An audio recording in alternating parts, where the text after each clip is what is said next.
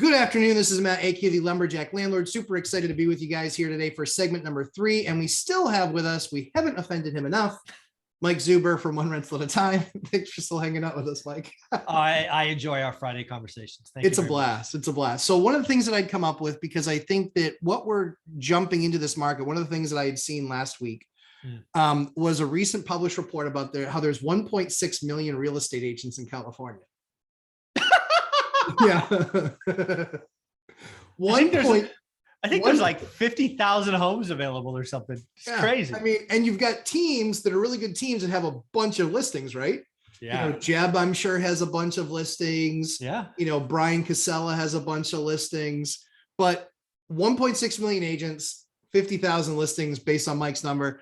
So what I wanted to do was just help folks out today, because I think one of the things that we're always trying to do is teach people, hey, here's some things that you need to just kind of keep an eye on. Mm-hmm. And so one of the things I wanted to talk about today was specifically the real estate agent, because there are so many out there. And my math is 80% of agents are complete garbage. 15% actually know what they're doing. And 5% are really good. And they're that agent that you might not be able to start off with that agent, but if you can find that agent and at least get on their radar, you need to make sure you're starting at least that 15. Correct. So what I wanted to talk about was kind of the top 3 things that, as a buyer, investment buyer, what are the top 3 things I should be looking for out of an agent that can really help impact the sale and make sure that I get a deal done? Yeah, so I'll go first. The first one I would throw out there is just to pick an artificial number of 40 years old or more. So if they're 40 years or older, I would like to see that agent own an investment property or 2. Yeah. Right. There's nothing like skin in the game, experience, track record, living below your means, cash flow, all of that. And the reason I picked 40 is because when you're younger than that, you don't know when you get in, you may have interest in getting a rental, but you may not have had time to do it yet. Right.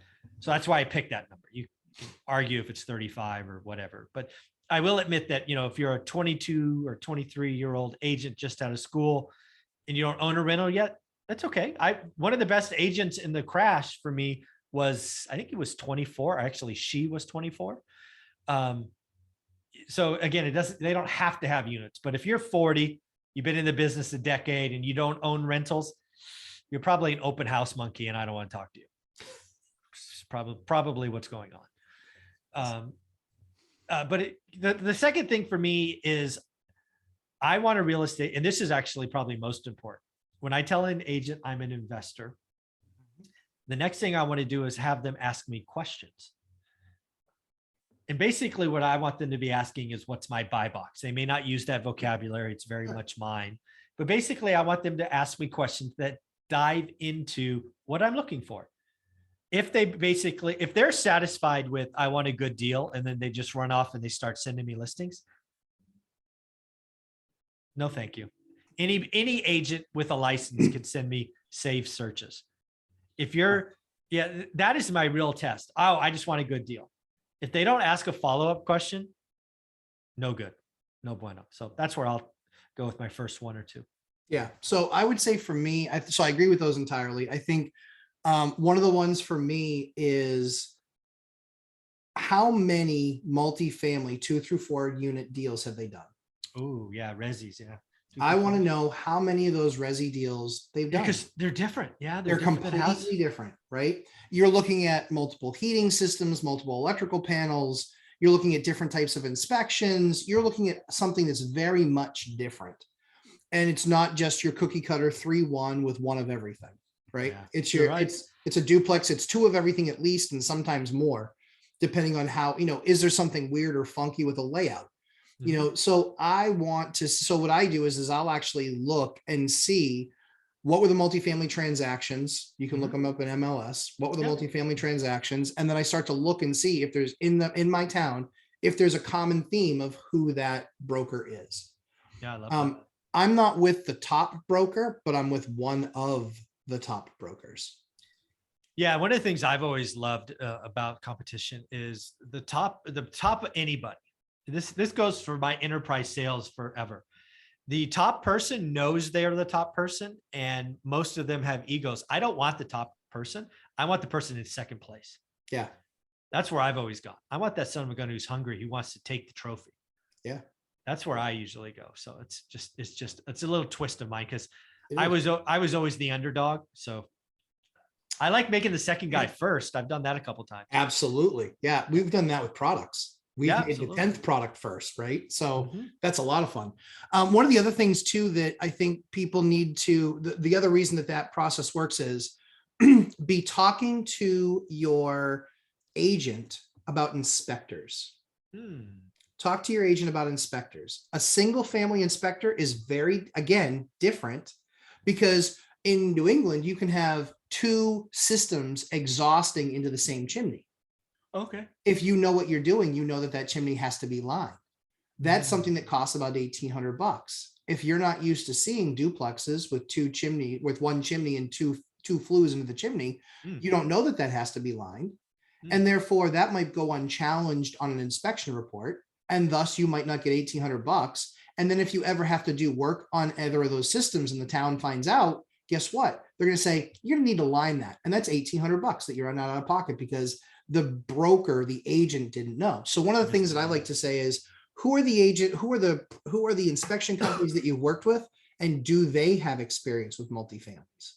Yeah, kind of along that lines. The other thing I was thinking about is investors run in pretty small circles. They do. I want to know who other investor clients are Yes. of yours. Yeah. Mhm. I don't mind if I'm your first one, but I want you to tell me that, right? It's kind of an honesty check. Yep. That's the other thing I look for. And again, sometimes, right, if you've been in the business 10 years, you should have a Rolodex. If you're in the business 7 seconds, you don't. I just want to know that, because I'm going to treat you different. And the agent, like I said, I had a 24-year-old who became my number one agent in the last crash. They just listened, they followed up, they followed through.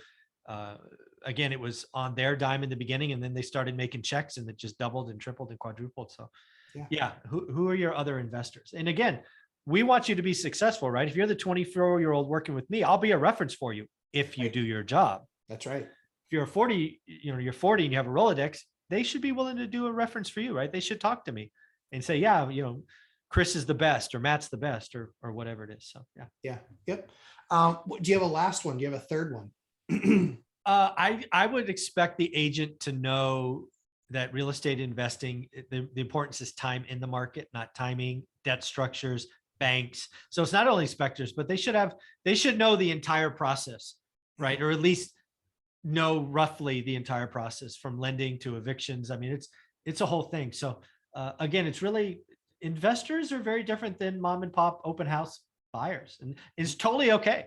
If you're an agent that does open houses and sells to owner ocks all day, awesome. I would say 90% of you are like that. It's great. It's just not what I'm looking for. Yep. I think the other thing too is, so the last one for me really is, the most important ability is availability.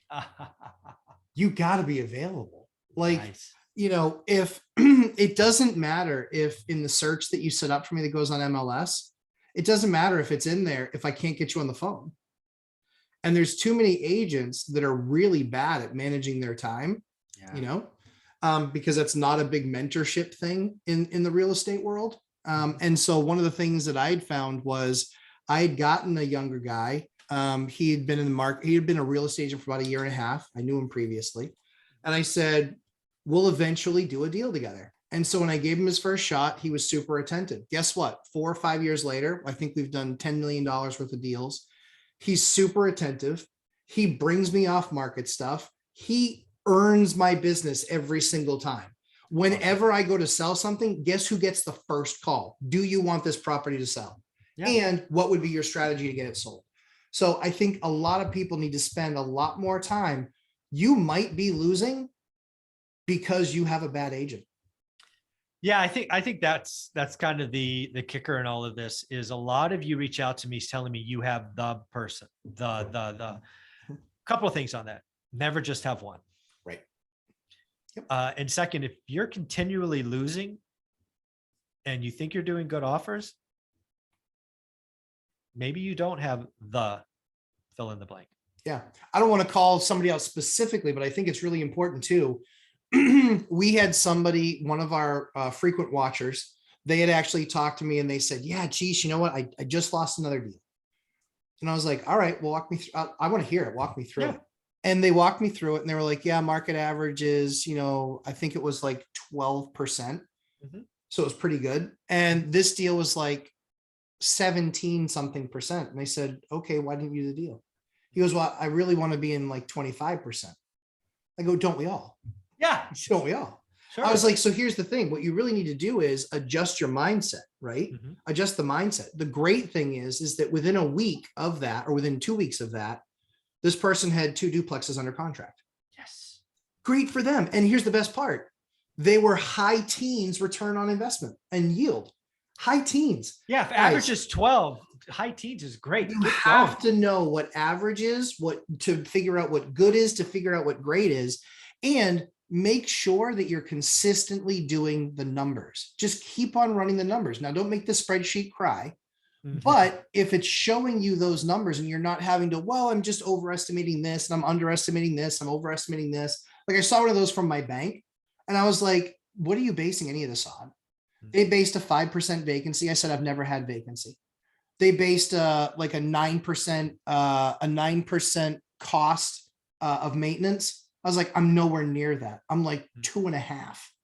I said, so if you keep on nickel and diming me, it ends up looking like only an okay deal when the deal is actually stratospheric. It's an amazing deal. So I would just encourage you, if you are in the market as an investor and you are looking for an agent, like Mike said, don't think you have the best one because you likely don't. Because if you're a small investor, I promise you, you don't, and you're not going to be the top of his list to get to see it anyway. Because put yourself in the broker's shoes. The most important thing to them is that the deal closes.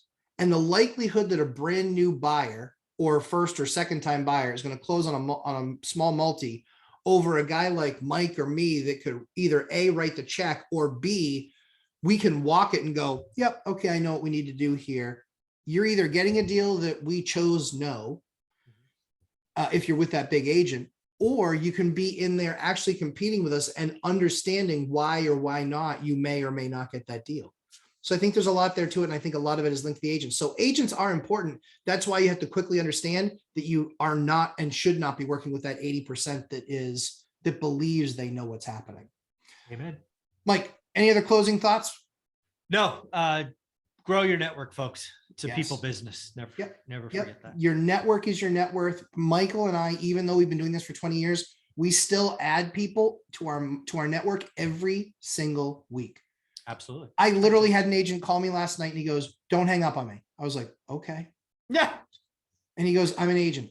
Okay, I'm still listening. He goes, Yeah. okay. He asked a couple questions and I was like, hey, and so yeah, this is what I want to buy. This is what I'm always looking for in these 3 towns. If you ever have anything in those 3 towns, let me know. Boom, I got one more for this week. So as I always say, we like to spend time creating great content for you. Mike, tell everybody where they can find you this week.